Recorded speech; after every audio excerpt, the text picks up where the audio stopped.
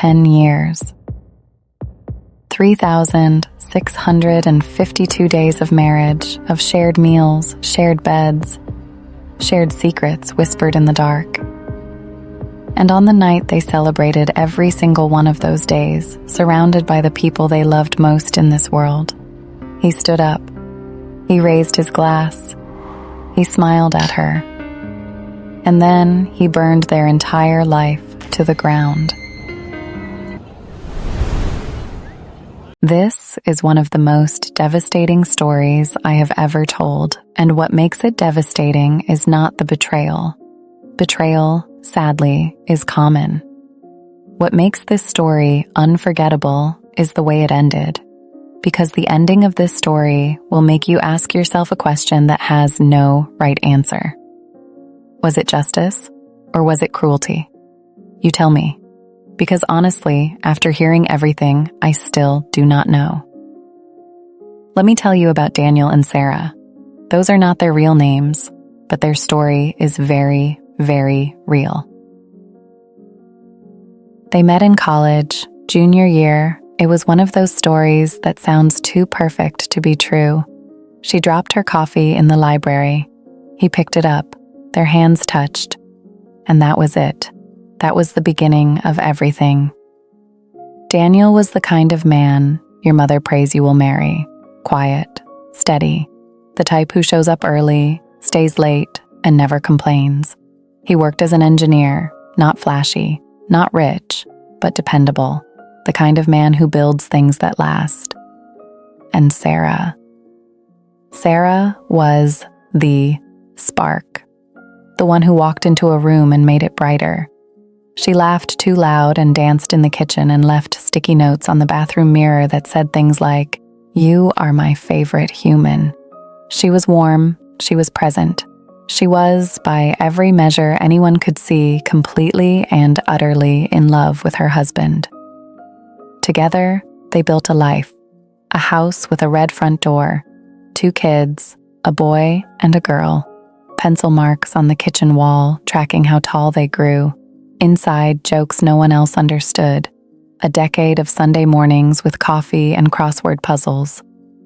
Their friends called them the golden couple, the kind of marriage people point to and say, "See, love like that still exists." But here is the thing about golden things. They shine so bright that you cannot see the cracks underneath. And there were cracks, small ones, the kind you would never notice unless you were looking. And Daniel was not looking, because why would he?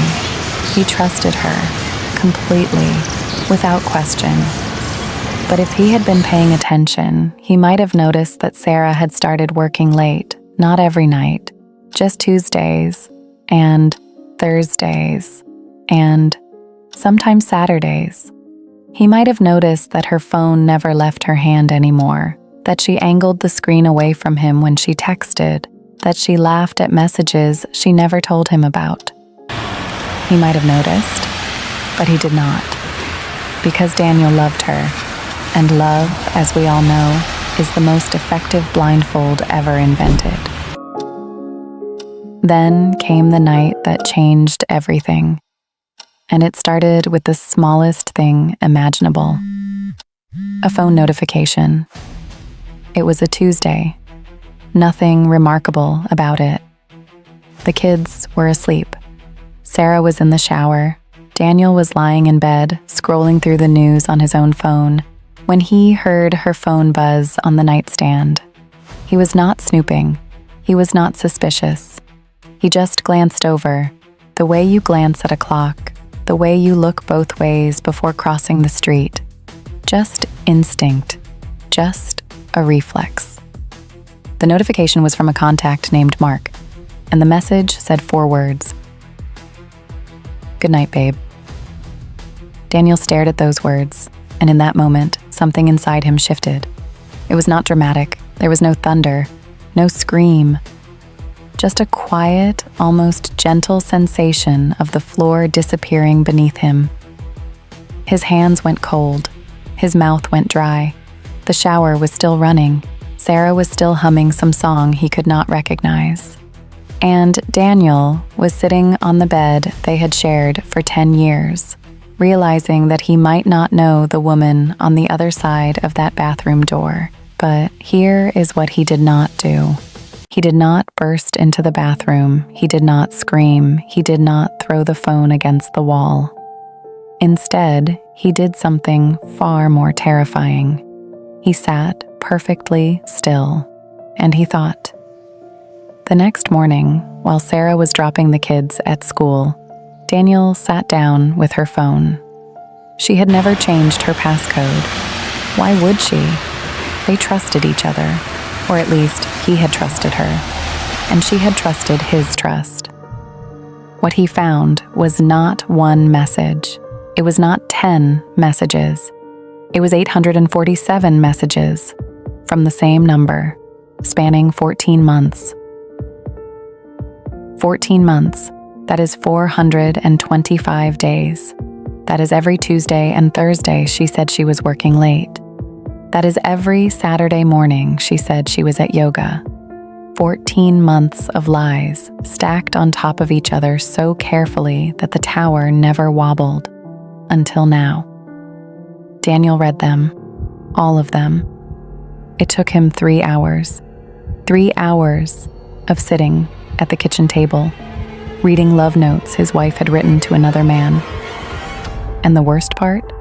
The part that made Daniel's blood turn cold? Mark was not a stranger. Mark was not some random man from the internet. Mark was Daniel's coworker. A man he had shared lunch with every single Thursday for 3 years.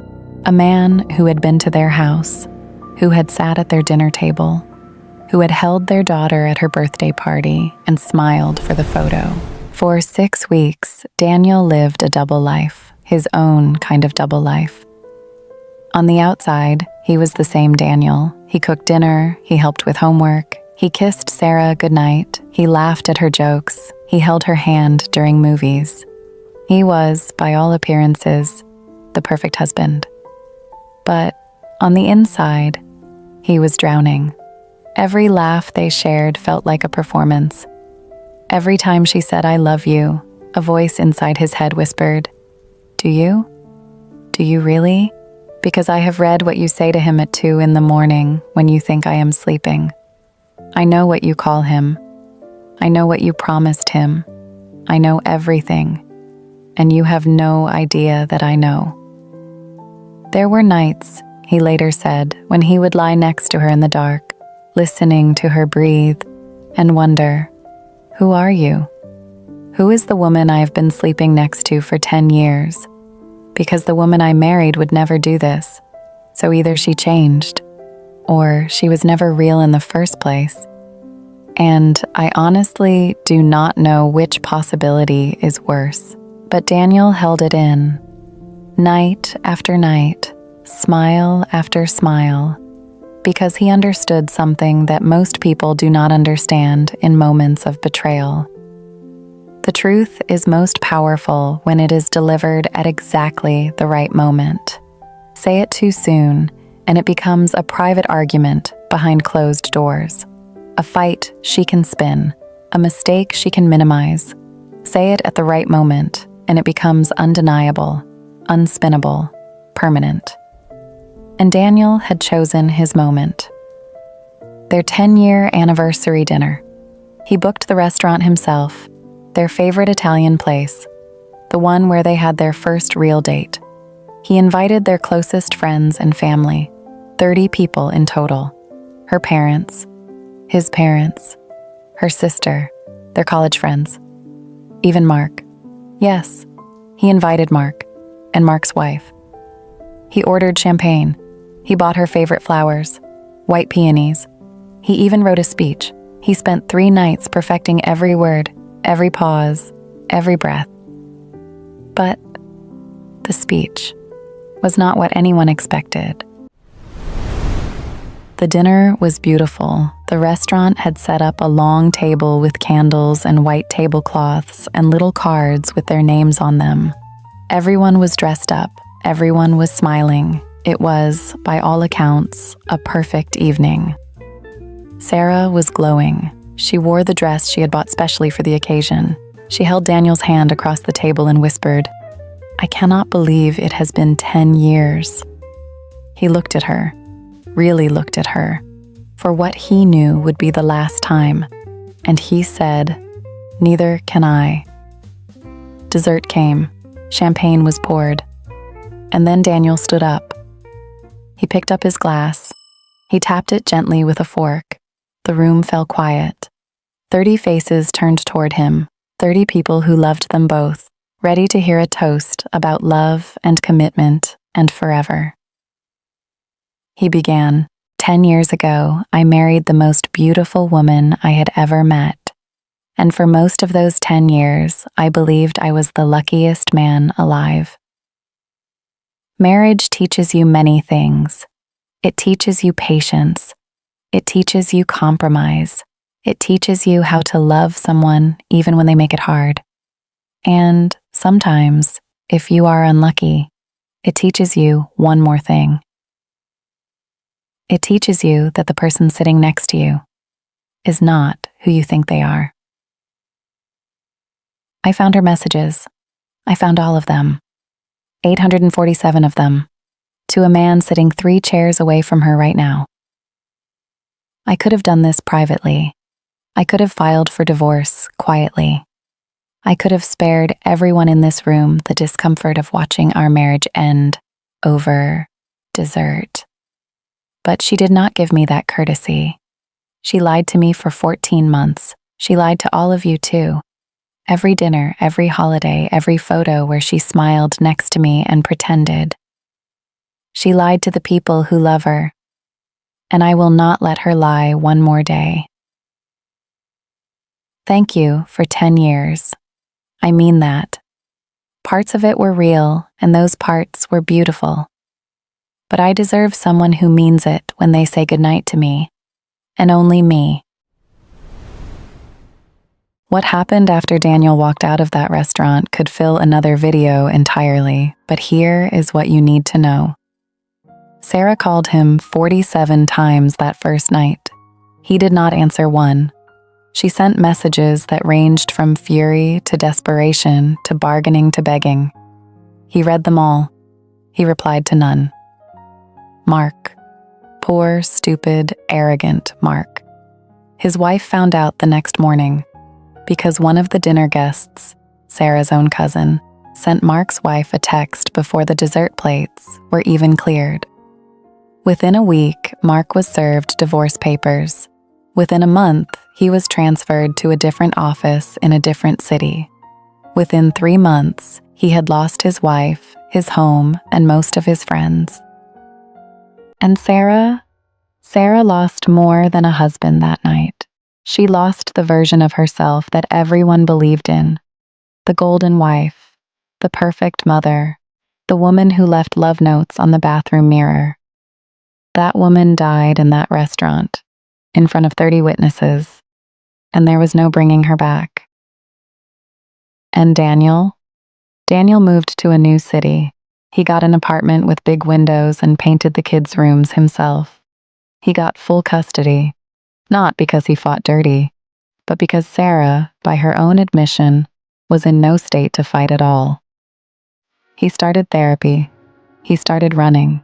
He started sleeping through the night again. He learned how to cook meals that his kids actually liked. He learned how to braid his daughter's hair. He learned, slowly and painfully, how to trust again. 2 years later, he met someone new, a woman named Elena who was quiet and kind and laughed at his terrible jokes. And on their first night together, when she said goodnight to him, she looked him in the eyes and meant every word. He knew. Because by then, Daniel had become an expert at knowing the difference. People ask me, was what Daniel did right? Was it fair? Was it kind? Some say he was a hero, that Sarah deserved every second of that public reckoning, that liars should be exposed where they lie, and she lied everywhere. Others say he was cruel, that he could have confronted her privately, that involving 30 people was punishment, not justice, that the children will grow up knowing their father chose spectacle over privacy.